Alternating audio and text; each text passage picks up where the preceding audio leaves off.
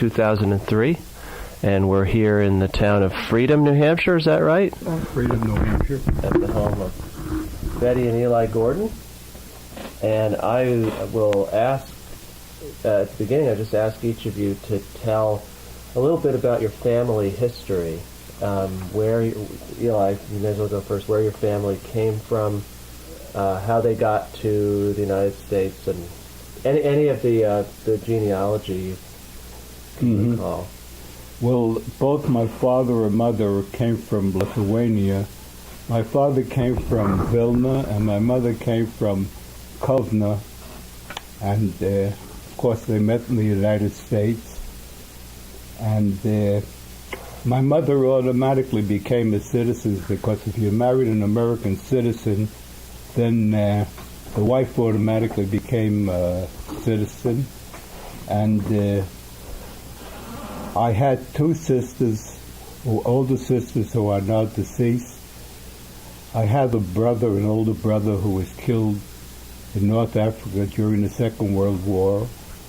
I have a younger brother who has Alzheimer's, and he was in a merchant marine, and two of his ships that he were on were torpedoed. I always try to exercise and be physically fit, and I had a few good friends, and most of them are dead now. And there's just one fellow who's still alive, and I don't know if I'm going to go before him or he's going to go before me. I joined the Zionist group, and I was with them for a good number of years, and as a result I became a Zionist. I had a lot of fun in the Zionist organization. And I used to do a lot of international folk dancing. And one evening, I was at a folk dance, and there were two women, and I picked Betty. And later on I invited her out for coffee, but I was a cheap bee and didn't buy her any cake. I just didn't think of getting a cake. But we started speaking, and then I said, I used to belong, during the course of our conversation, I said I used to belong to an organization, a Zionist organization, and she said, oh yeah, which one? And I said, the one I belong to. And she said, I also belong to that. And then we asked each other if we know this fellow and that girl. We said, yeah. And then I dated Betty, and at that time I had a boat on Long Island Sound with an outboard motor. And Betty had gone away during the summertime. She became a counselor, and she was very courageous. She used to hitchhike alone. Well, at any rate, when she came back, I used to take her boating, and Betty helped me out quite a bit. Betty is much more mechanical than I am, and she erected a thing to scare the, what do you call the birds, that seagulls, to scare the seagulls away. Yeah. And the interesting thing about this boat place was that we would all help each other with the boats. They'd all go out for one boat trip, the other boat owners, and after that they would sit by the boathouse and drink beer. But we would generally, Betty and I would generally go out, and we met a very nice couple, Lenny and his wife Doris, and they had a little infant at the time, Vicky, right?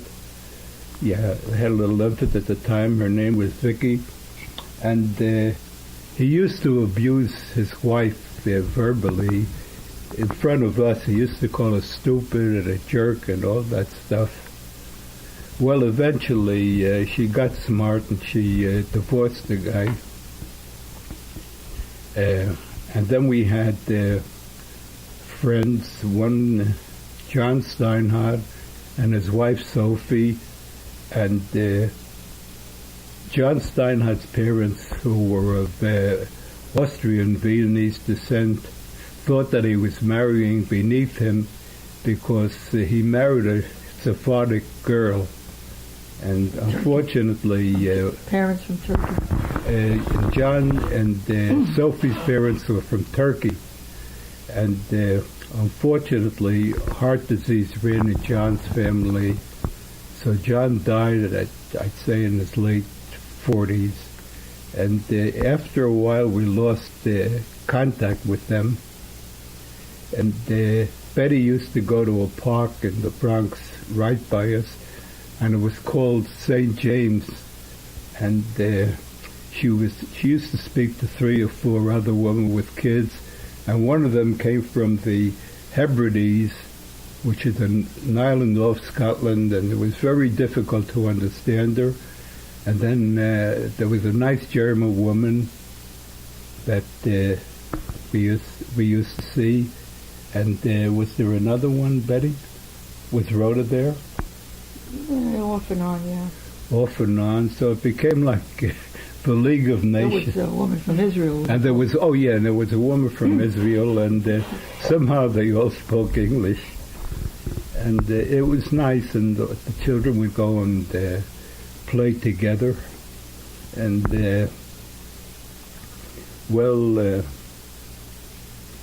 we had 2 children, Judy, who prefers to be called by a Hebrew name, Yonina, and Phyllis, our younger daughter. Judy is not married. She's 45 years of age, and she has a good job. She used to edit a journal. And our younger daughter, Phyllis, was a movement and dance therapist. And when Betty said to her, Phyllis, you're not going to make much money being a dance and movement therapist, she says, it's okay, Mom, I'm going to get married. And sure enough, there was a fellow who was doing his dental residency at an army base at Fort Hamilton, Brooklyn, and she met him, and eventually they went and they married. And his family lives in Marblehead, Massachusetts. So she went to Marblehead, Massachusetts, and we, who had been considering moving either to the Adirondacks or the Finger Lakes, said, well, being that our daughter is married to this fellow in Marblehead, we would move up in a mountainous region, and we moved up to New Hampshire, and it had mountains and lakes, and we love mountains and lakes, and we're not seashore people. So we were going to, before we made the deal, we were going to Israel, and we didn't have much time to bargain. So he wanted $160,000 for this condominium. So I said $150,000, and I noticed the smile on the real estate agent's face. So the body language told me that we had the place. And then we went to Israel, and we had a lawyer, and I don't want to mention his name, but he was disbarred, and he told us, what? He said, I would have started with $120,000, but, well, that's it. We paid $150,000 for the condominium, and we made friends with some of the people who live here, and suddenly an organization of Jews got together. We call ourselves the Jews of the Mountains, or what is it called in Hebrew? Havorat Harim. Yeah, and we would meet once a month, and we would bring like a dish, like Mom, you know what falafel is, don't you? Oh, yeah. Yeah. So Betty usually makes falafel, and it really goes fast. And other people bring dishes, salads, hummus, and other stuff. And there's a wonderful, there's a family, and there are two physicians, Vicky and, what's his name? What's his name? Shapiro. Yeah, no, Vicky Shapiro and the other one. I'll think of it. See, we're getting on in We're years. getting on the years, and perhaps we're getting senile. But these people are two physicians, and they make a wonderful Glenn. Hanukkah. His name is Glenn. Oh yeah, Glenn Shapiro and Vicky Shapiro. They're a rather young couple, I'd say in their late 30s or early 40s, and they have two beautiful girls. And they make a Hanukkah party, and it's really great because there's plenty of food to eat, and you meet some interesting characters at this party. And in fact, I've had some accidents, and I've seen Glenn, and I have a total hip replacement. And every 2 or 3 years, I get a call from the hospital for joint diseases that they want me x-rayed. They're not interested in me, basically, but they're interested in a hip replacement to see if it's still in place. Well, I had the hip replacement in 1988, and it's still in fairly good shape. So I guess it's going to be recycled after. Well, we made friends with two very nice people. There was this physician and his wife, and they have a beautiful redhead daughter whose name is... This is at the condo, not at the condo, yeah. This is, her name is Katie, and which school did she go to? Sarah Lawrence. She went to Sarah Lawrence College, and she's like a free spirit. She still doesn't know what she wants. She may go into farming, and unfortunately, her father, who was actually very strong, a very athletic physician, was climbing a mountain, and he had either a fatal arrhythmia or a heart attack, and he died. And we're friends with his wife, Terry, and we give her a call. You know, we believe that we shouldn't abandon anyone, even, you know. We give her a call every once in a while, and every once in a while she comes up here.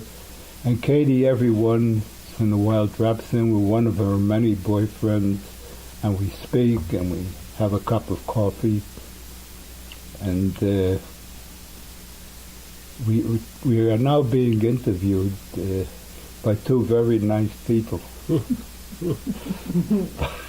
by Janice and Michael, and we like them very much, and we would like to invite them here one day with their children if they would like to come up. And we would. We will probably Okay. take you up on that. And I guess I spoke enough, and perhaps my wife wants to add her bit to the conversation. Yeah, and then I'll get back because I have things I want to ask you Oh, about sure, things that you said.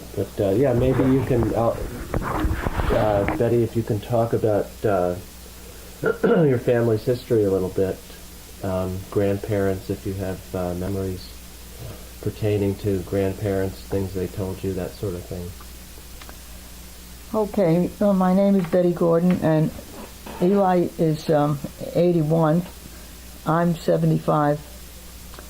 And my parents came here in 1914, both from parts of what was eventually what was already the Soviet Union. No, it wasn't. That happened in 1918. But my mother came from the area of Kiev, a little town called Podalyeva Gubernia. My father came from a little town called Klatish, which is near Odessa, so he was from the seaport. His father was a tailor, and he learned tailoring from his father. They were itinerant. They would go to your house if you needed a suit, and they would stay with you for room and board while they made the suit, and then you would get paid a little something. And my mother's family had a store of some kind. I don't know exactly what, but she had more siblings than he did. I don't know how many. None of his family came with him except some aunts and an uncle. So I don't know much about the rest of his family. We had pictures, but they never talked much. I guess it would be too painful, so we really never got too much about my father's family. And my mother's came here with about half of her siblings. She had 3 sisters here and a brother, and one sister and brother stayed behind in Russia. They met in 1916. My father actually was escaping because he would have been conscripted into the army, so he was welcomed across the border into Hungary, which was an enemy of Russia. They had to do some bribing, but they would take parties like that, and there would be agents who would cross the border with them. And he ended up on a ship called the Bremen, which left from Germany. My mother went through England and Liverpool, and she describes her trip across the English Channel as being one of the worst things she ever went through. She didn't need to be smuggled out because she was a woman. It wasn't an issue of us getting away from army service. You might add that she was on the Lusitania. Yeah, she came across on the Lusitania, which was later sunk, And one interesting little side, Eli and I both went to see Ellis Island when it was reopened to the public, and it was quite rustic when we went. It's been fixed up since, but sorry about the bird, it's o'clock. We have to take the bird's history. When you came off the boat, you went through this rigmarole of like having to walk up this tremendous flight of stairs, and that's how they would check your heart and so on. Well, she weighed a lot. She's about my height, which was 5'1", and she weighed a lot, and they thought she was pregnant. So she showed them these rags that she had on the boat with her when she had her menstrual period to prove that she wasn't pregnant. So they let her stay in the country. They both came to relatives. Both had. If she'd been pregnant, they wouldn't have. They would have sent her back because they wanted people who could work. They didn't want people who would be dependent. So Ellis Island is very interesting. There are these detention rooms, and where they would have to, if they had to stay, they would keep. It wasn't really like a jail, but there were facilities to keep them. Another interesting thing about Ellis Island is that it was kosher. There were so many Jewish people coming across who were kosher that it didn't make sense to have different kinds of food. So all the food on Ellis Island was kosher food. They had 2 kitchens, which probably still there. We were there, Eli and I were there years ago. I don't know how. They had the rusty old pots and machinery. So even for the people coming from Ireland or Right. Italy, they ate the kosher They ate food. the kosher No, what's food. for them? Easier to make one. Right. It wasn't against their Accommodate everyone. religion to eat kosher food. Right. Yeah. So my parents met here in New York, in 1916, and they got married in 1917. My brother, older than I, was born in 1918. I have a sister. 5 years later, she was born in 23, and I was born in 28. Sort of on a 5-year plan. And my father was quite literate. He could read and write Russian, and he went to school here and learned English. He did become a citizen, and he also went to school to learn pattern making. So he became a boss an entrepreneur in the dress business. My mother worked in a raincoat factory in Staten Island. She had to take a ferry to go to work, take what was then elevated subway and a ferry, and she described this as a terrible experience because of the smell of the rubber and the glue. And when they got married, my father liberated her. She didn't have to work another day in her life except doing enough work to take care of us kids and him. And she was like a Florence Nightingale in the family. Anybody who was sick, she and a sister of hers, my Tante Lena, would go to their houses. And that was how they spent a lot of their time, helping other people in the family. You might add that your mother couldn't read English with her glasses. You can Yeah, she mention could. that. She could sign her name, and she didn't read English, but she would shop by pictures because most of the foods do have a picture on them, on the container, showing what's inside.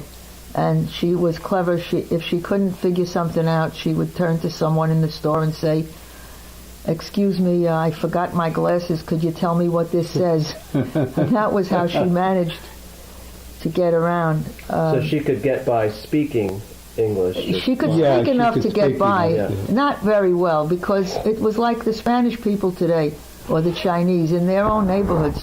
They can get along with their own language. And I didn't realize how bad her English was, because she would speak to me in Yiddish and I would answer her in English. We understood each other. But when I had to take her after my father's death, I took her to apply for Social Security. I realized how limited she was, because she had trouble just answering the simple questions that a person at the Social Security administration would ask. But she got along. She lived here from 1914. She died in 1963. So that's like, what, 50 years? Almost 50 years. And she got along. My father did better. He could read English, and he spoke fairly well. And he was in business. Unfortunately for him, his partners were not business-wise. He was the inside man. He could do anything from a child's panty to a man's tailored suit to a woman's wedding gown, which he did all of. Not men's suits anymore, but he did a few wedding gowns, and that was his business, gowns, ball gowns. Wow. So we didn't know about the Depression in my family. Everybody would come to him for a handout because the wealthy people were still buying ball gowns and wedding gowns and so on. So we were pretty well off, but unfortunately his partners sold him down the river. And my mother had warned him not to do what they wanted to do. They wanted to do their own job and getting the work to do, and it didn't work. And I have his last accounting book, which was dated February 1941. If he had been in business in December 1941, we would have been wealthy people, because all these people who were in the garment business were doing work for the Army, Navy, Marines, and so on. And he did that kind of work, but at that point his partners had ruined his credit rating, so he couldn't open a business of his own. He had to work for somebody else, and I think that put him in an early grave. He died in 59. So 4 years before your mother. Yeah. Yeah. And I don't know, I think, of course, he died from cancer, which is what runs in my family, but he had a miserable life after 1941. He brought home enough food, enough money for food and rent, and they had a good life, and we kids didn't want for anything. But it wasn't good, because he was known as the boss. He was a charming fellow. He sang. He took singing lessons. Wanted to be on the amateur hour, but never got on. He and my mother both had good voices, and whenever there was an affair or a party, they would be asked to sing. But they wouldn't give us music lessons. I didn't really ask for it, but my brother did. And I think the reason was that in Europe, the klezmer were kind of an underclass. They would make money by going around and playing for weddings and stuff like that. And they would live on handouts. And I have a feeling that my parents somehow associated music with that kind of life. And strangely enough, they had a partner whose daughter actually played in town hall when she was good enough, and they took us to the concert. But somehow or other, they didn't make the connection that it was okay to to be musical, and so my brother and I are both great musicians, but we don't read music, and neither does Eli, who learned a system of notation with numbers instead of music notes. So we both Is that musical. tablature? Is that what that's called? Well, whatever. I don't It's a know what system it's that called, he but- can't learn from a sheet of music, but he can I can pick it up. play something yeah. that he knows, and once we pick up a tune, we write it down in the certain kind of writing that we understand. And harmonica players use a system also of numbers and arrows and circles. So my brother is great at that. He's spent a lot of time. He's got this tremendous. He's 84 now, and he's still going strong. He's got this tremendous file of popular swing era music. He's got it all indexed, and then he changes the keys with pencil and paper. Now you can do it on a computer, but I'll have to tell him about that. You can actually have music printed out and have the computer change the keys. If you tell it what to do, it'll put it on sheet music for you. So the two of us, my brother and I, and Eli too, learned music in the old-fashioned klezmer way. And one thing I don't know about Eli, but I resolved when we had children, they would know how to read music because it's so easy when you're a child to pick it up. And two of our grandchildren, and the third one too, they can all deal with music. Unfortunately, the computer age is taking up our granddaughter's time. She would really be good. She's playing The Entertainer, which is a tough piece, and she's playing stuff from Carmen On the piano? on the piano. Yeah. But unfortunately, she's not practicing. I've heard her practicing the same piece for like the last 6 months. But she's good. She could be good, and I just hope she perseveres. Most of her friends who started with music have given it up, and that's one of the problems, that she's the last one. She's named Becky after my mother and Eli's mother were both Beckys. And Alec is named for Eli's brother, Alex. One of the cousins in my son-in-law's family took the name Alex for a girl, so they call the boy Alec. Also, they had a relative in the family. I think it was one of the grandfathers who was an Alec. And then there's Max, the third child, the what do we call him? Mad Max? Mad Max. Yeah. Max the The troublemaker. reason he's named Max was Michael, our son-in-law, liked his uncle His uncle Max. Max, who was a physician, and I guess Max left Michael some money in his will. No, that Who wasn't knows? it. I was part of it, but Max was a physician to the stars. He was a physician on Broadway, and he was quite a character. He didn't marry, he didn't have children, but our son-in-law was taken with his personality and mannerisms. He was like the famous one in the family. Now, I remember yesterday you were telling me about the neighborhood in the Bronx. Is that where you grew up, in the Bronx, or were you in Manhattan? Well, I was born in my mother's bed in Harlem. The building is still there, 110th Street between Park and Lexington, and that was 75 years ago.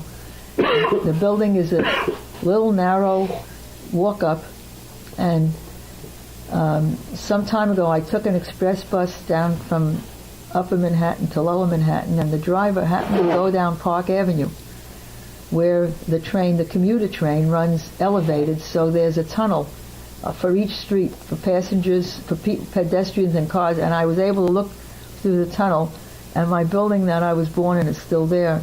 When I was 6, we were like the last Jewish family in that building, and we moved to the Bronx, kind of a middle-class, nice neighborhood. It was also a walk-up building. We lived on the second floor. You had to walk up 3 stories, 1 and then 2 to get there. It was a nice building with a lot of Jewish people. Most of my friends were Jewish kids. The teachers were mostly Irish, with a few Jewish ladies mixed in. The principal of the elementary school was Jewish. So I was really brought up in a Jewish neighborhood. My parents weren't really religious. They kept a kosher home. My father went to shul, Rosh Hashanah, Yom Kippur. We had seders. I would go to the local little shul, like on a storefront, for things like Purim and Shavuos and Simchas Torah. They would treat the kids to nice things. Hanukkah wasn't a big deal when I was a kid. It was Hanukkah. We would get pennies or nickels, Hanukkah gelt, and we would have potato latkes. But by the time I had children, Hanukkah was kind of the Jewish Christmas already. But we didn't really treat it that way. I became a Zionist when I was 13. One of the neighbor's kids whose parents had been in Israel, one of the parents was a Sabra. He talked me into going down to this, quote, Jewish Boy Scouts. So he and I and another boy from the building went. And I came home from, that was a Friday night, and I said to my mother, tomorrow we're going on a hike, we're going on a tiyul, I need a lamb chop. She says, what? A Jewish group is going to make a fire on Shabbos? But she gave me the lamb chop anyhow, and I had a wonderful time, and I stuck with that organization for 9 years. Where was the hike? Do you remember? To New Jersey. We were able to walk across the George Washington Bridge. Yeah. You can still walk across the George Washington Bridge, but at that time it was very commonplace. And there were a lot of woods over in New Jersey, so you could really have a nice hike, a nice tiyul. And I told this story at a kibbutz reunion in 1960. That I never went to Israel. I won't tell you why right now, but I went to visit in 1960, and then we went back in 1990 for a real reunion. 1960 was more or less a visit. 1990 was a reunion of my group, which is members of Kibbutz Artzi, otherwise known as Meretz. And they put me on the stage because I guess they figure I'm a good storyteller. So I told them that little story about how I joined. And then I said, when our kids were growing up, we were worried about the New Left because a lot of people in the New Left were anti-Semitic. And we knew where there was a branch of the HaShomer, which was really not far from, it was walking distance from where we lived. So we took our older daughter, and Eli literally pushed her through the door. They were dancing and singing.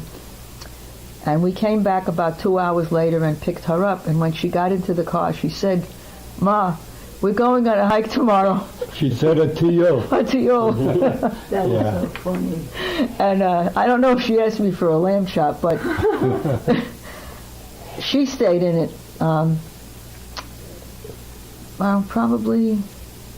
She was old enough to be what they call a Rosh Ken. She was like the leader of the branch at one point. So she must have been 18, 19. But she went, they both went to try this out. When Eli and I were growing up, if you wanted to go to a kibbutz, you had to practice first in this country. You didn't go back and forth the way we do today. Once you went, it was quite an ordeal to get over there. It wasn't even legal.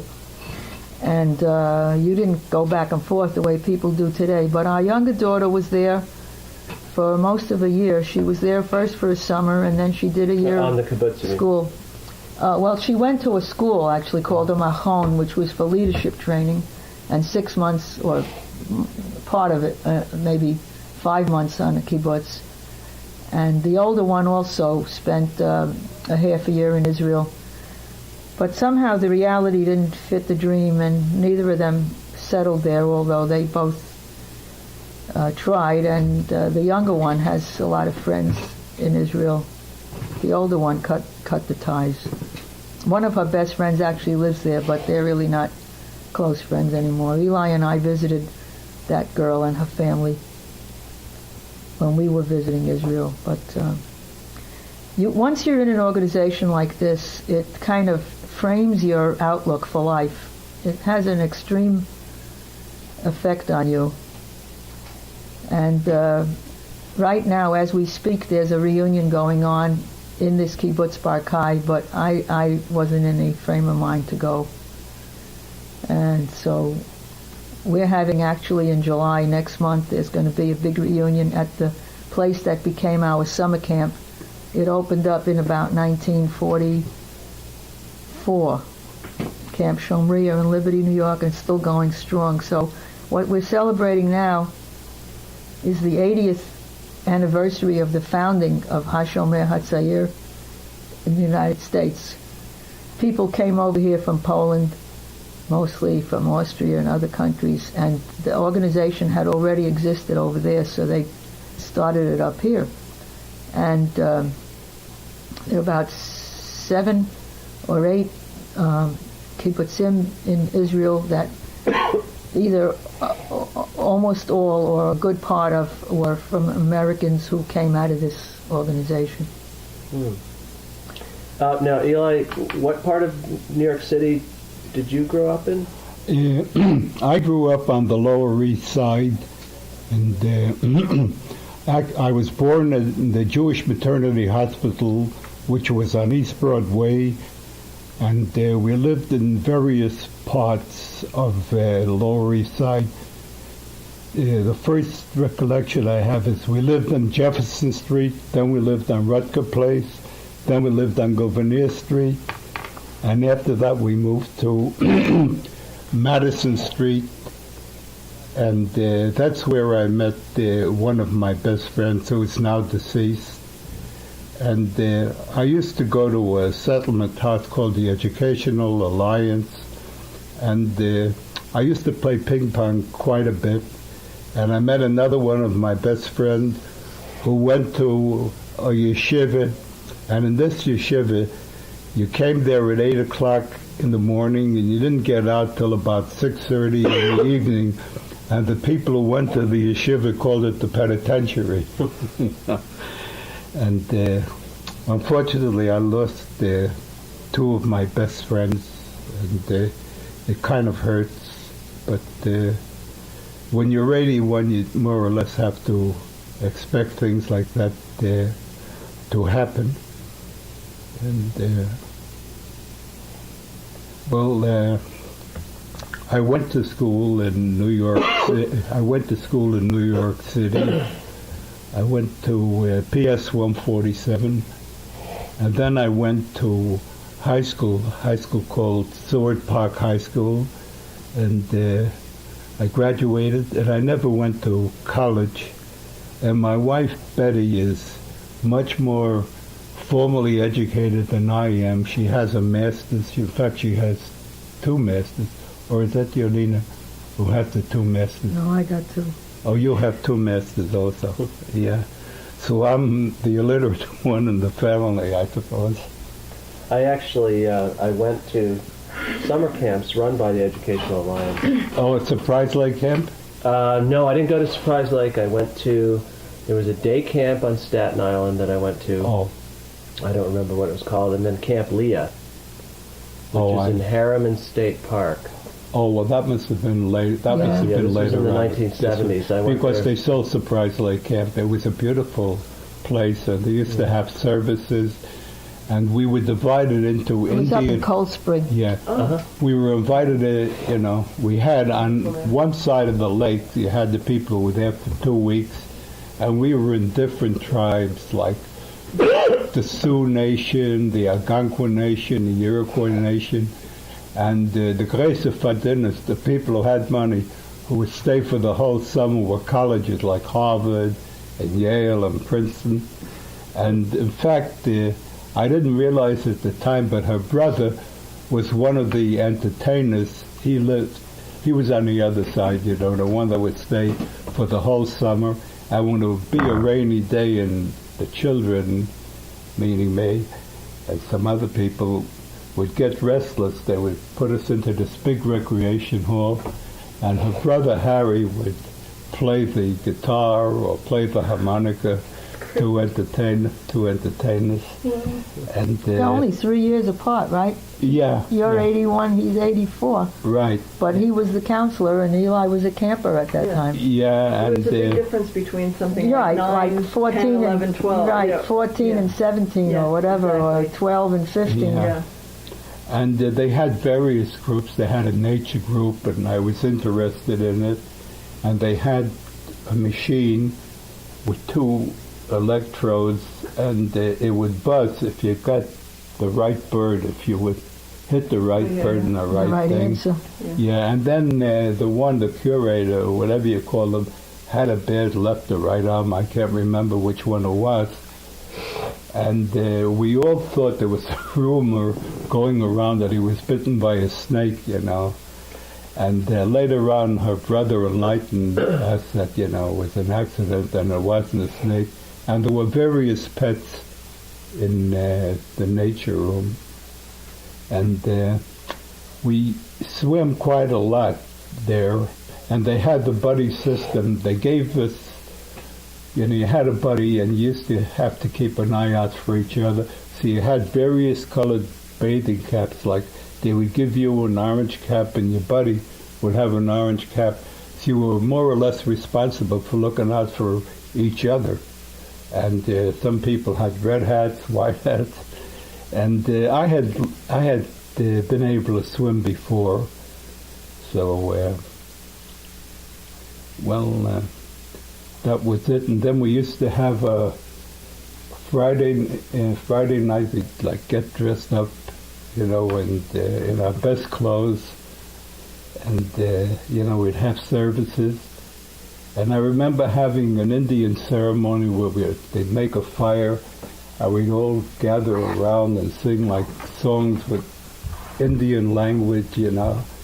And it was very, very nice. There's something real nice about sitting down and looking in the fire, you know. You begin to imagine different things. It's, you know, it has a hold on a person, I suppose. Especially when you're a kid. Yeah, yeah. Were most of the, I take it most of the kids who attended the camp were city kids.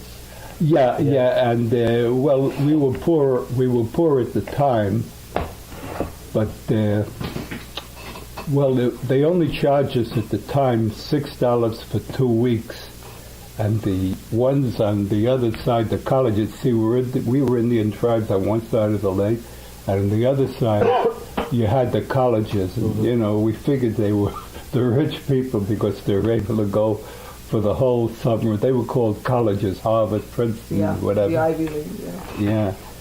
So I really enjoyed it quite a bit, and Now you became involved in the same organization that Betty mentioned. yes, And was that? Did you become part of that with a thought of eventually making Aliyah, going to Israel, or? I did, but then the service grabbed me, you know, during the Second World War, and I think I more or less changed my mind about going to Israel, you know, At that point. at that particular point. Yeah, but I had been to Israel at one time, and my father, should rest in peace, and his family went to Israel, a place called Hadera, where you have a lot of Russian Jewish people settled there. They were training swamps, and they all caught malaria, and they went back to Russia. And my father was born in 1878, so I figure they must have gone to Israel in 1888 or so, his entire family. And Hadera is known for its Russian Jewish-speaking people. Now, what you mentioned the service grabbing you. So you were. I had heard you speak of your brothers, but you too were. I was, yeah, if you Service see during my the Second World picture War. is up there, and if you notice, if you looked at the picture, I have AA on it. That's anti-aircraft artillery. Yeah. So maybe you can tell a little bit about that. Well, What you were doing. there were, you know, in artillery language, they're called batteries, and in infantry, they're called companies. And we were guarding Washington, D.C., so we had a certain type of gun, in different parts of the camp. And then we had guns of a smaller caliber, and we had 50 caliber machine guns, in addition to a rifle, which at that time was the Garand rifle. And I was never sent overseas. I guess they figured just in case an enemy airplane would come over, we would be able to shoot it down. And all over Washington, they had these particular batteries, and we would drill, with basically dummy rounds. It was a heavy piece of brass in the shape of an anti-aircraft artillery shell, and but every once in a while we would go on maneuvers, and we would use real ammunition, real artillery shells, and you had the airplane, and then you had a target possibly about 300 or 400 yards, and we would try to shoot down the target. And I met some very nice people and some real crumbs when I was in the service, So I would imagine that must have been very tough on so three of you from your Three of us, three yeah. of you on your parents. Yeah. That must have been The real tough part was coming home on a furlough after my brother was killed. He was killed, I actually have the date, March 29th, 1943. And, it was hard, going home and seeing my parents, who were pretty broken up. And How old was he? he was born January 2nd, 1920, so he must have been,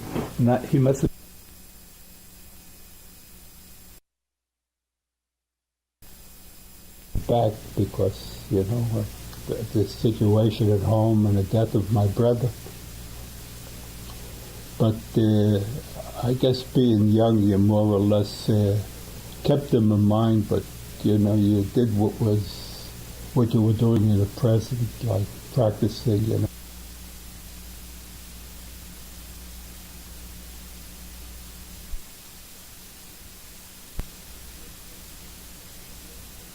Have you ever heard of the YIVO Institute?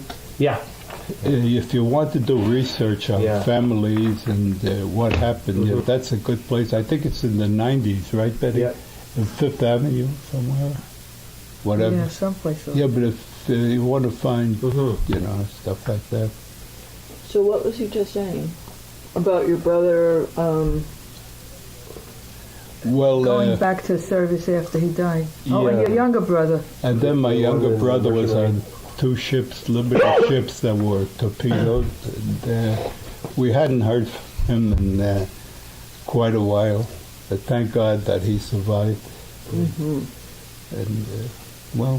if there's anything else you want to ask me. Yeah. Well, I'm just kind of going back and forth. I think, Betty, you said at some point that you would get back to the question of why you ended up not going to Israel, which is something I had just asked Eli about. So, because given your involvement in this Zionist organization, I'm curious to hear about how that.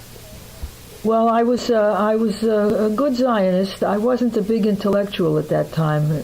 History and stuff like that was never my favorite. I was more of a practical person. I had a lot of friends. I was very popular. I played music. I started going to Brooklyn College, just a general major, because my friends went to Brooklyn College. And after a year, it seems that a lot of people in the organization were encouraged to drop out of school. The aim was to get you over to what was then Palestine. Spending 4 years in college, you would be going through a crucial point in your life where you might change your ideas, and I think many of the people who left the organization would leave about that time. So the emphasis was on keeping you occupied with organizing more members, making leadership positions for you, and encouraging you to work with the younger children and so on. But it really wasn't my thing. I wasn't that great for being a leader. And one of my friends told me, you know, there's a school out in Long Island where they teach agriculture. It's a 2-year school. Why don't you try to go there? It's like right up your alley. So I did that. I talked my parents into letting me go somehow. I said to them, well, you never really told me what I should do. Now you want to tell me what I shouldn't do. I want to go to that school. In those days, it was quite a bit of money. It was $1,300 a year. But I got a job there as a waitress to, you know, augment things a little. And my parents were really good people, and I guess they wanted to be nice to me. And I was like the family Zionist. I was the only one in the whole family. We had quite a active extended family. They had a family circle and so on. And the family circle, oddly enough, was built around my parents. It was his family and my father's family and my mother's family. It wasn't my cousin's father and mother's family. It was my father's and mother's family. So I was like the family Zionist, and I went to the school. I finished it, and then I went to what you call Hakshara, training farm, which was organized. The life and the activities were very much like a kibbutz. So I was at school for 1.5 years, and I was on the farm for 1.5 years. Where was the farm? In Hightstown, New Jersey. It was there for many years after they stopped needing this, because travel back and forth became easy. You could have your training in Israel. You didn't have to have your training in this country. You would just be farmed out to another settlement over there to practice that kind of life. And they kept the farm, though, and used it in the organization, used it for seminars and camps and stuff. But it was a working farm. And oddly enough, right down the road, about 3 miles, 5 miles down the road, there had been a community called Roosevelt. It had another name, the Jersey Homesteads. It was organized by people from the Hatters Union. The Hat Makers Union weren't doing too well in New York, and they had this vision of developing a community where they would have farms and a factory, something like a kibbutz. So they bought property out in this area, not far from where I was, in Hightstown. It didn't work. It fell apart somehow. It just didn't work. And but some of the farmers were still out there. So we had one guy. His name was Leo Lebov. The arrangement was he would give us advice on running the farm, and we would work for him. We would supply labor when he needed it, and he would give us supervision.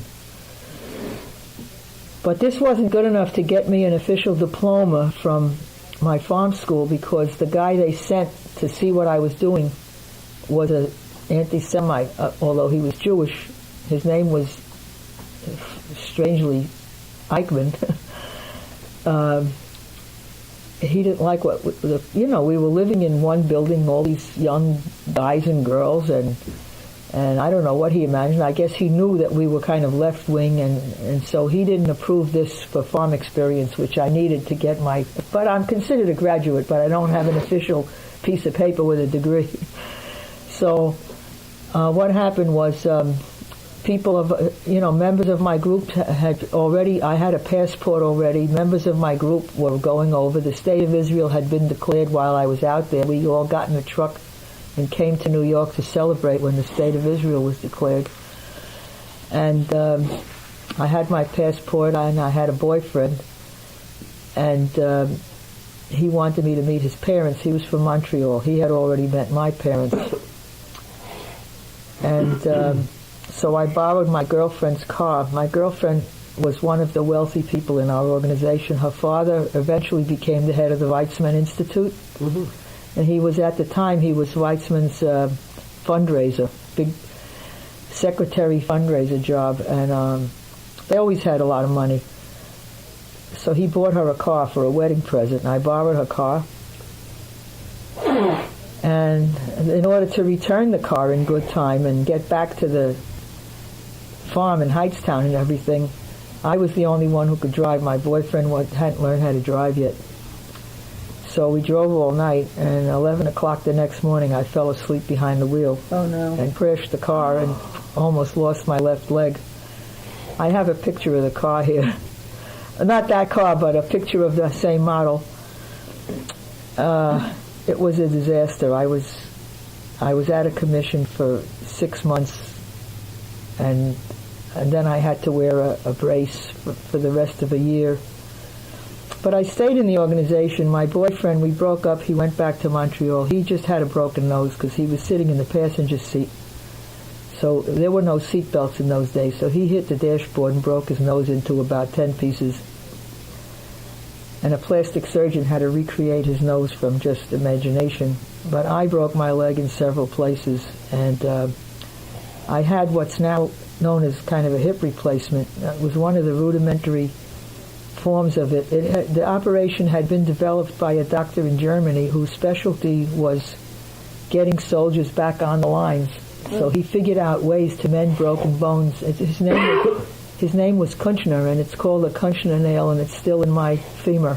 It runs like lead in a pencil. And the minute they put that into my bone, it was as if the bone had never broken. Just the wounds of the operation had to heal up. But I have the same scar that people who have hip replacements have. They shot it through the bone like an arrow. Oh wow. And through one part of it, and then they lined it up and pushed it through the other part. It was very clever surgery. But anyway, I was the beneficiary of German know-how. But my ankle was really smashed, and they weren't that good with ankle operations yet, so I have a fused ankle. I think if it happened today, they would fix it so that I could move it, but right now I haven't had any motion in my ankle for over 50 years. But I fake it. I walk and I dance. I can't run or skip. But that sort of ended my Zionist career because I had a choice to go and live with other Zionists in Brooklyn who were all working all day and living together to practice the kibbutz life. Or I could go home to my parents who had rented out my room. So I went home. I had spent 3 weeks in the hospital in Albany, New York, and then I went home. And when I got well enough to really go back into activity, I was walking on crutches with a brace on my leg, and I said to myself, what am I going to do?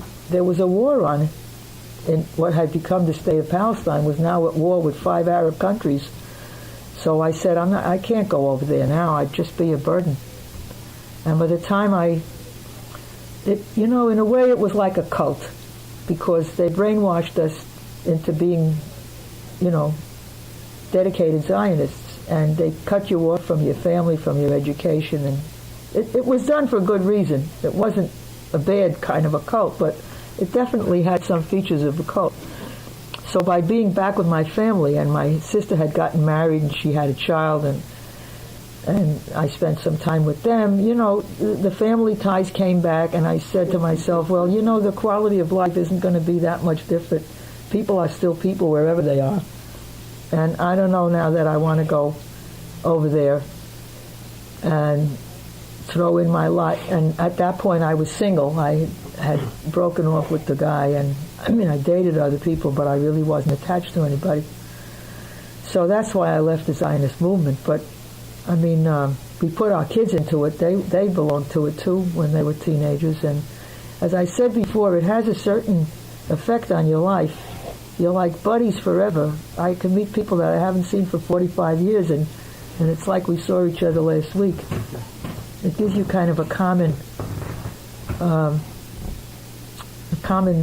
shared background. And one time when we were having a party for somebody in New Jersey, some of the people who left the organization became really wealthy. I'd say a good half dozen became what you might call millionaires, and a lot of others became professionals of various sorts, went back to school, finished education, and went into professions. So there were people like that all over the United States, Canada, and Israel, and England. One of the fellas who sort of was a wise guy, he married a rich girl from South Africa who came as a Zionist from South Africa, whose father got him into Oxford, so he became a big shot in Israel, but not on his own. It was with help from the the father-in-law.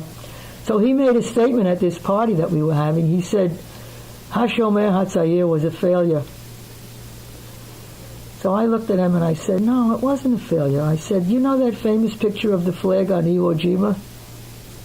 How many thousands of people were at the beginning of that? To get those 4 or 5 guys up on that mountain, it took thousands, many of whom died along the way, to get them up there. Now, you have a state of Israel that's been defending itself for so many years. It's there because of people that came together like us and pushed each other. Some of us left, but the organization wasn't a failure. The people who were in the elite forces, the Haganah, and I forget what the other group is called, the Palmach, those were all mostly originally people like my age who came over to settle that land, and then later on their children were the elite of the Israeli armed forces. Now you have to realize that in Israel is a different group of people defending the country. They're the children, many of them, of Jews who came from Arab countries and hated the Arabs because of the way they were treated and driven out and hung and so on. So you have a whole different set of people from the ones who settled the country who were from Eastern Europe, who were visionaries from Europe. Now these people are down to earth. They're not the intellectuals. Israel became an ordinary country. This was the vision of the early Zionists, to form a country where everybody would be Jewish, where the cop would be Jewish, and the street cleaner would be Jewish, and the farmers would be Jewish, and the factory workers, to make a normal country out of what used to be people of the book and business people. Because you weren't allowed to own land as a Jew in most countries, and so on and so forth. So it's a normal country, and normal people have normal feelings and prejudices. It's very hard to control an army that's not made of idealists. So you have a lot of unsavory activities going on. But like the leaders were really from Europe. I mean, Sharon and before him, the guys who were leading the country, they were idealists, but there's the hawks among them. But I have what you might call a checkered background, because basically I am an American. Yeah. Just to lie down for a minute, my head is a little bit. But Do you want some aspirin or anything? Dennis, do you want? Tylenol, I think I'm aspirin? going to just try lying down first, because I try not Okay. to take anything too Now much. you're going to hear our voices. That'll be fine. Just Okay. anything that's steady. I have other Okay. rooms, but they're full of No, junk. this is fine. That'll be fine. Okay. And then when you're done, I can photograph. Okay. So don't hesitate to get me a Okay. break. Okay. And if you need something, just let me know. Thank you both. Okay. Yeah, I was gonna say it sounds like a lot of the Zionist organizations the purpose wasn't just to prepare Jews to go to Israel, as in a larger sense to kind of restore that kind of normality that you're talking about. So train Jews to be farmers, take Right. Jewish kids out of the city and take them on hikes, and that sort of a thing. Now, there are still Jews who are buried in the Talmud. They spend all day and all night studying. They don't serve in the army.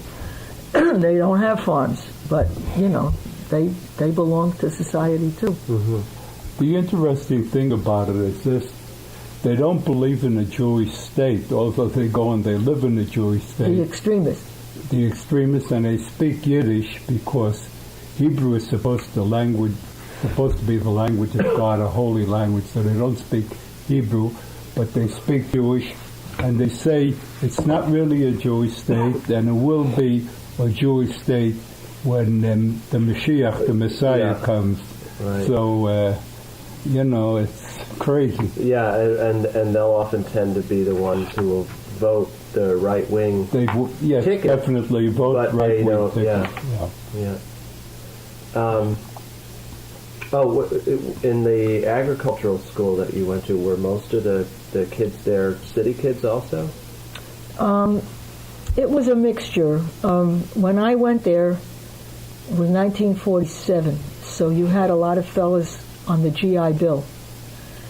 I'd say 50% were farm background, maybe more. Were boys. Well, there were 300 boys and 16 girls in the farm school, and we lived in what used to be the farmhouse on that property. The girls did, and the boys had real dormitories, beautiful brick dormitory, college dormitory style buildings of those days, with chimneys and nice dining rooms. So there were a number of people, of guys who had gotten there on the GI Bill and wanted to learn the skills and also the business end of it. There was a large group studying horticulture to be in the flower growing business or the flower selling business, and the school still teaches that. It's no longer an agricultural school. Not even a farm museum anymore. It went through stages from school to museum to nothing. But they still have the horticulture part, because flower growing and flower selling is still a big industry. What was the place called? It's well, it was called the State University of Farmingdale, otherwise known as the Aggies. And now it became a 4-year college. They do grant bachelor's degrees SUNY. already. They're part of SUNY. Yeah. But then it was, what the devil? I'd have to look at the yearbook.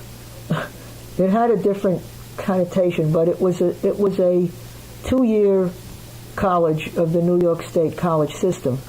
See, Cornell, every state in the Union has a land-grant college, and in New York it's Cornell. It's still there, and they do agricultural research and science, and they do train people for working in the field, but it's more dedicated to research and being able to advise the farmers. And then they had a bunch of these schools around the state, because farming, upstate New York is still farm country. So there was schools around the state. I don't remember all the towns, but there were about 5 or 6 of these schools around New York State. And they're probably still functioning, although maybe not mostly agriculture. I'm sure they're still in service. It's too long ago for me to remember. We used to play the teams from those schools in sports, so that's how. But I can't remember where they were. But it was a 2-year school. It granted an associate's degree. And one of my girlfriends went right on to Colorado, and she did about 2 years more and got a bachelor degree from Colorado in animal husbandry, and she used to she used to work at the Bronx Zoo. Unfortunately, she died in her 30s of cancer. But it was a mixed. I'd say there's probably 75% were farm boys and girls. Like one of my roommates she didn't have the mental capacity to get into a good school, and her father wanted her to be in college. So she came to our school, and she was interested in horses. People came for various reasons. So, all right. There were 2 other women, by the way, 2 other women who were going to Israel, but they were a year ahead of me, and they were from a different organization. It was a more central politically, Habonim. They also had a farm in New Jersey. Uh-huh. And did they end up going? I have no idea. I lost touch. I don't think. One of them, I'm sure, didn't go. The other one, I don't know. So now I'm kind of surmising that at the point where, for both of you, that the idea of going to Israel kind of faded, you ended up staying in the city for pretty much your adult lives, and relatively recently kind of returned to your roots, so to speak, in moving out here. In the sense of, maybe I'm wrong about that, but it sounds like you both had active outdoor interests as younger people, and then when you retired, you decided to kind of live that dream. Yes. Well, Eli already said we thought we'd either end up in the Adirondacks or the Lakes region around Ithaca, but our daughter moved to Marblehead, and what happened, we used to actually go in the summer for vacation. We would go up to the Adirondacks, around Chestertown, around north of Lake George, and what happened? Yeah, Warrensburg and loons up there. By the way, 5:30 this morning. I don't know if you were up, but I heard a loon out there. Oh yeah, I was going to ask last night if you had loons. Yeah, there was one out there 5:30. If you have your window open, you can pretty well hear them. They travel around the lake. They fish. The lake at its deepest is 60 feet, and they dive. Unfortunately, it's also their undoing because they pick up lead fishing weights and they die from it. But we still have loons here. But what happened was we would go to these family resorts, and in the 70s they began selling them off as condos. So we really didn't have a place to go up there that you could call a family resort. By that time our children were really on their own, but we still liked that kind of vacation.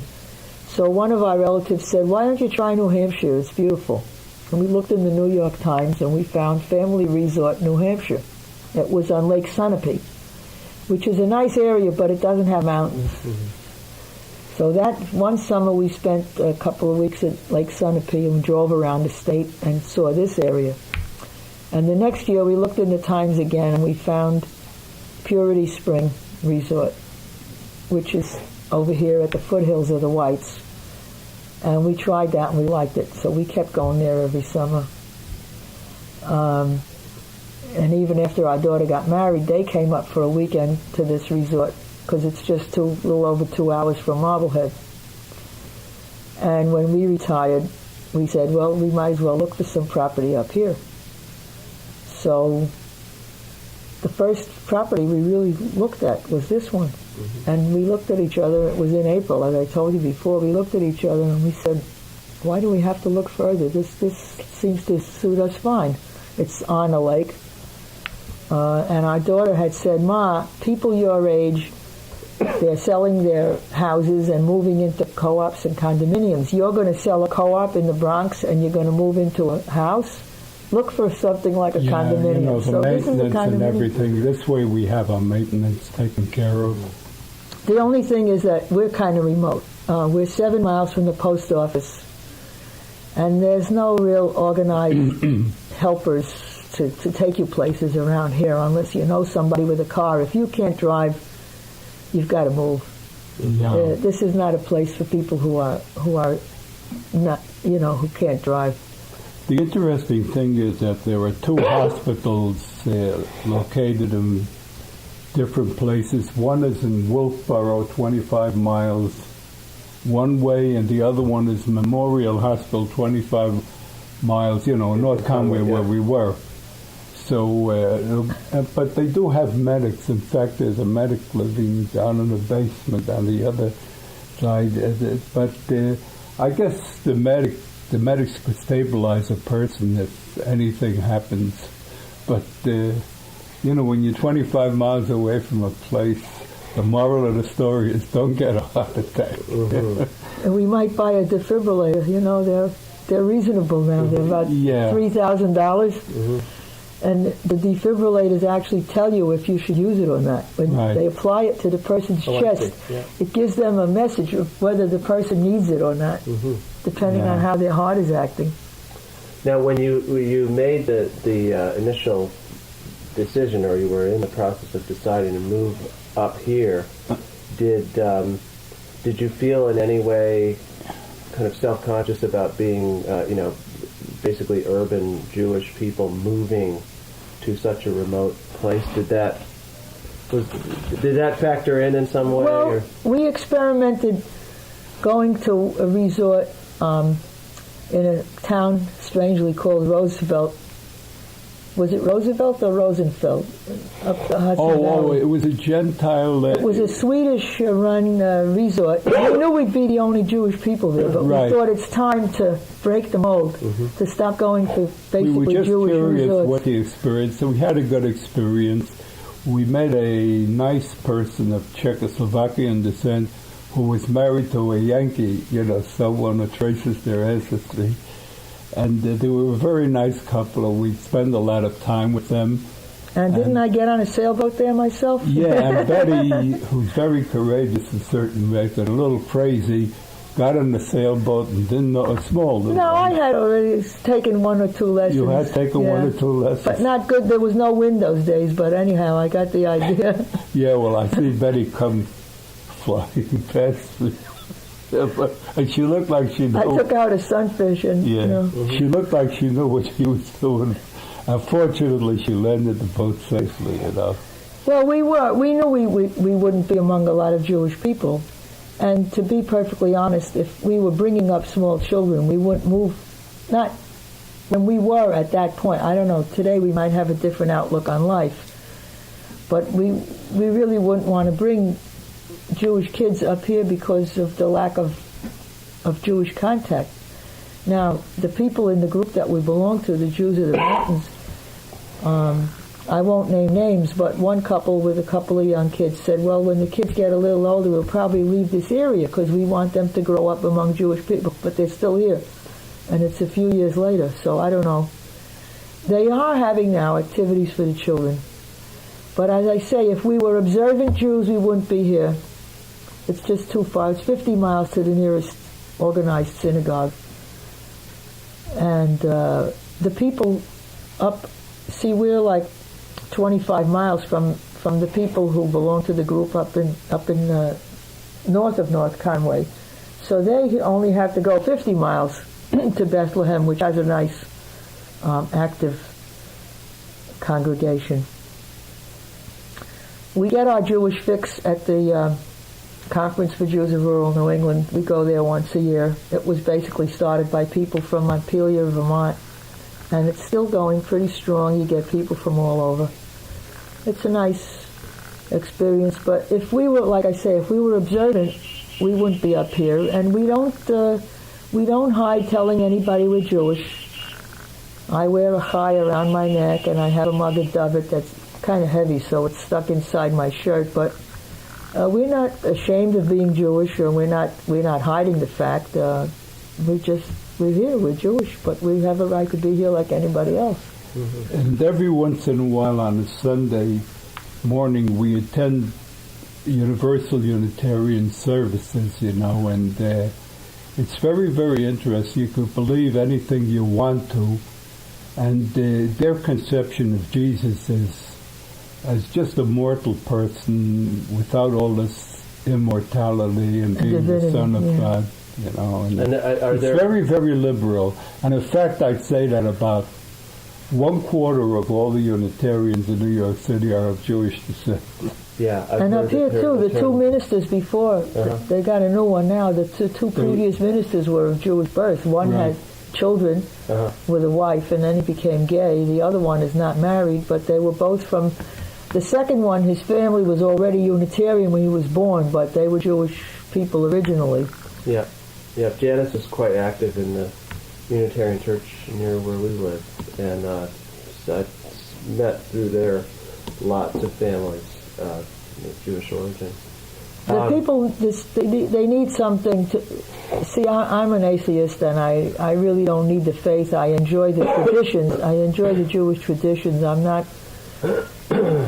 I'll pray just to ease my mind, but I don't believe in the power of prayer, although there's medical evidence that when people pray for you, you get better somehow, even if you don't know it. But, all those things are possible. But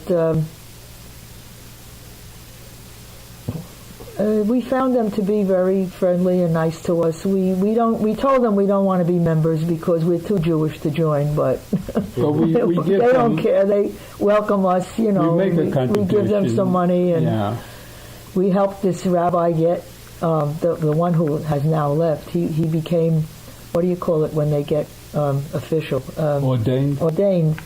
In the Unitarians, it's the congregation that decides that you're going to be ordained, and so we helped him with that. And he was a very musical person too.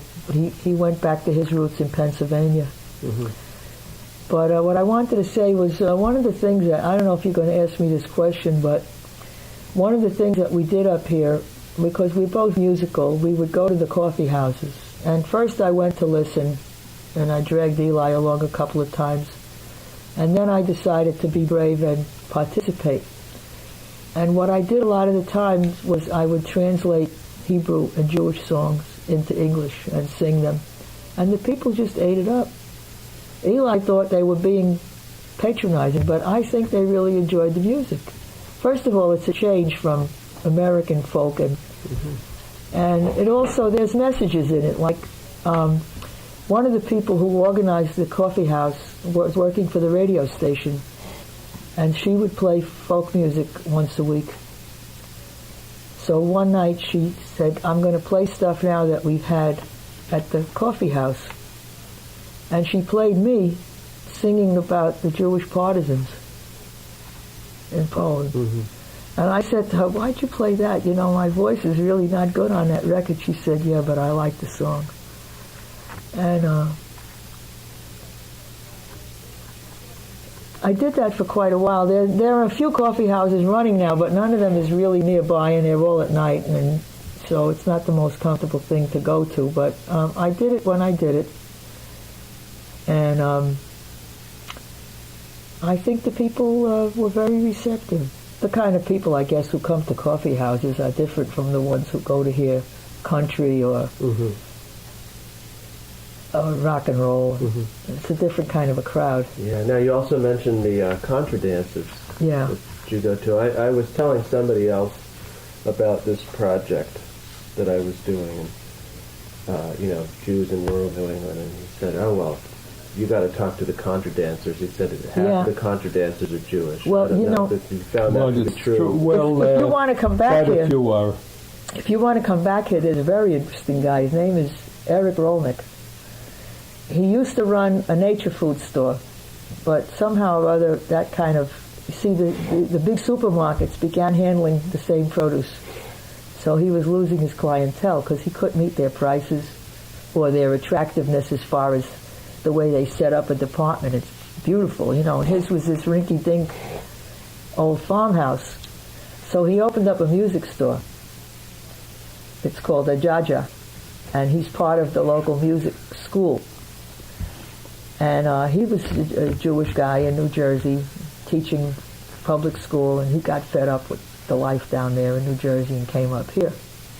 If one of these days you might want to meet him, and he was calling the contra dance Well, I Saturday don't night. think he admits that he's Jewish. Well, if you ask him, he'll tell you, sure.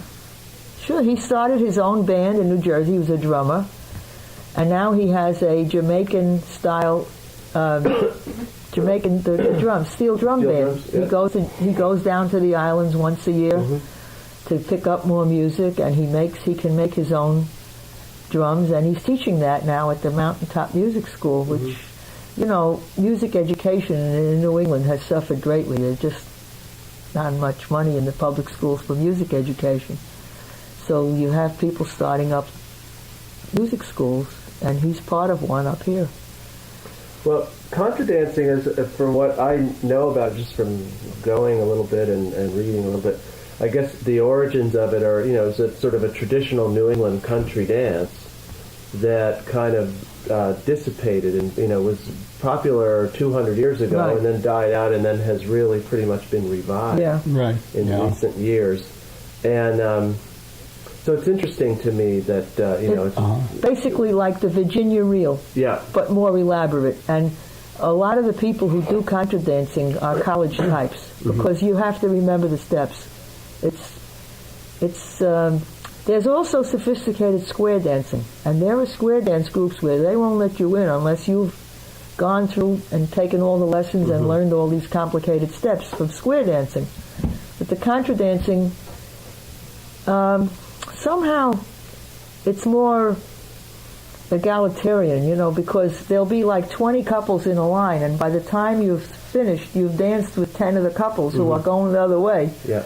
You've danced with almost everybody in the line, because the couples, every odd-numbered couple is moving one way, and every even-numbered couple is and they rotate through the arrangement. So it's more egalitarian and I think a little more intellectual, and it attracts college people. It does. It's big in the college towns. Maybe that explains why I find it so difficult to do. I'm not up to the mental challenge of it. I guess I want to ask one more thing, and that is, I think when we were driving yesterday, just after we left North Conway, you stopped to show us this new road, and you said something like, well, this is kind of the New England mentality. And I'm just wondering, since you've lived here, 13 years, I assume you've picked up a sense of the cultural norms in rural New England. So what is that? What have you learned about this area culturally that sets it apart from where you came from? You know what I mean? How is culturally, how is rural New England different from New York? I don't know. Eli may have a different opinion. I think it's based on the fact that this is where America started. That the original Quaker, whoever they were that came over from England, were very independent and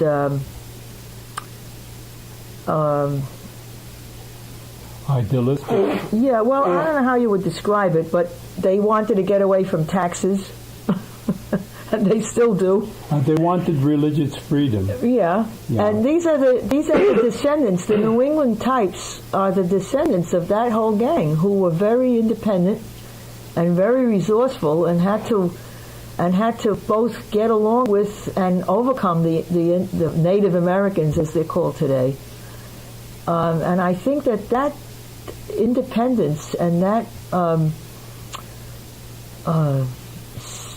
it's hard to describe, but I think that's what molds the New England personality. And it's like this, leave me alone, this live free or die that started in New Hampshire. It actually started with a general from New Hampshire who said that when they were fighting some war or other. Probably the Revolutionary Became the state War. slow. I think it might have been later. They want to be consulted about how to run their lives. They don't want you telling them what they have to do. They want the right. They maintain the town meeting spirit. And although there's a lot of wealthy people here, they watch every dollar as if they needed it to get through tomorrow. And the truth is they don't. And there's a lot of people supporting the economy here who have nothing. And their benefits are shrinking as the days go by. Their benefits. There's one guy who wrote a letter to the newspaper. This is when we first moved up here 13 years ago. I won't name names, but he said, why don't you put all those welfare folks on a one-way ticket to Mississippi? He actually said that. Give them a one-way ticket out of here, because they want everybody to support themselves. And the result is that you're really you're losing the young people. They go to school elsewhere because it's so expensive right now in New Hampshire. The local people can't afford the University of New Hampshire, and every year the state cuts the budget more, so the local kids go somewhere else, and then they don't come back. So the state is full of people who've gotten educated and have a mentality of from other places. I think Vermont is the prime example of a state that changed, because so many young people came up there. It was like hippie land. Now Maine is running a close second. A lot of Democrats and people who care about welfare over in Maine, but New Hampshire is still quite... it's run basically by Republicans, The Republicans of Vermont tend to be more moderate, and they look out for the welfare of people. But this state couldn't care less, as long as they're well off. That's it. The people who care are still caring, but there aren't enough of them to make sense. For example, the education budget, it's like next to Mississippi as far as how much money they give to the schools. And now the town of Freedom is getting socked with a big tax increase for a funny reason. It's a wealthy town, and with very few school children, because that's the way they like it. And now they're getting hit because the property's being taxed. Instead of getting money for each child, they're getting money based on your property. So the town of Freedom is really getting hit.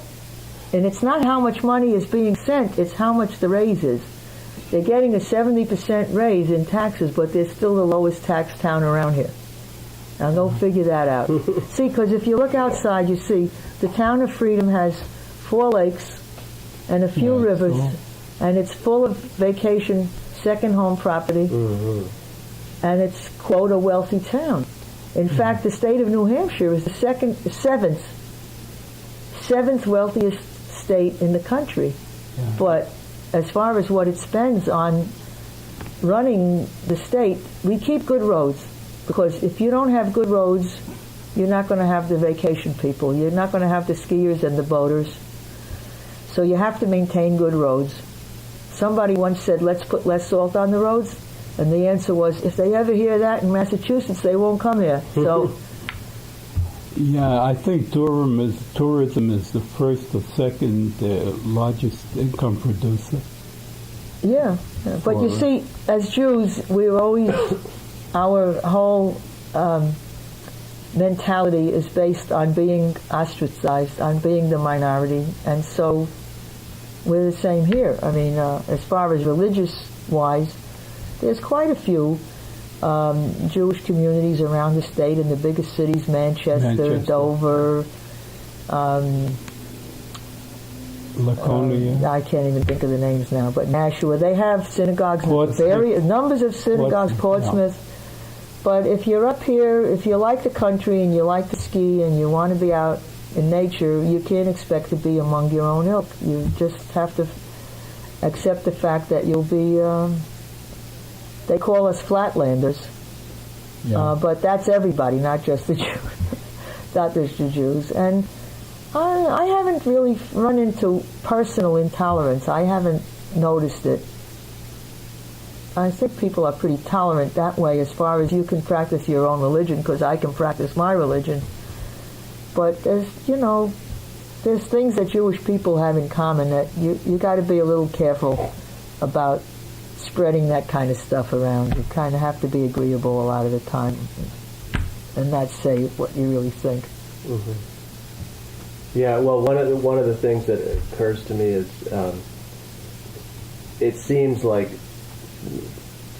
in large part, Jewish people will tend politically to be, let's say, more sympathetic to the idea of not just letting poor people kind of fall off Definitely. the face of the earth. That's definitely true. And that kind of goes against the New Hampshire grain a little bit. Yeah, there's another couple that you want to meet them. He was a college professor in Long Island. She was a school teacher in Long Island. And I guess they have means. They built a beautiful house in a place in a town called Albany. It's right on the Kankanaugh. They're like 100 feet off the Kank. So he was active on the school board. Albany is a small town, and they're not a wealthy town. They're like the stepchild around here. They don't even have a school. Their children go to school in Conway, all their children. See, we have an elementary school here, and the junior and senior high kids are bused up to Conway. And she's the chairman of the Democratic County Democrats. They're very active. They work very hard. They try very hard, and it's all for naught. Nothing ever comes of their efforts, except that their opinions are made public in the local newspaper, and they speak up at all the meetings, but they didn't get anybody elected. We do have one Democrat here. Her name is Robin Gordon. She's got the same last name as we do, but she's not. Gordon is not a Jew.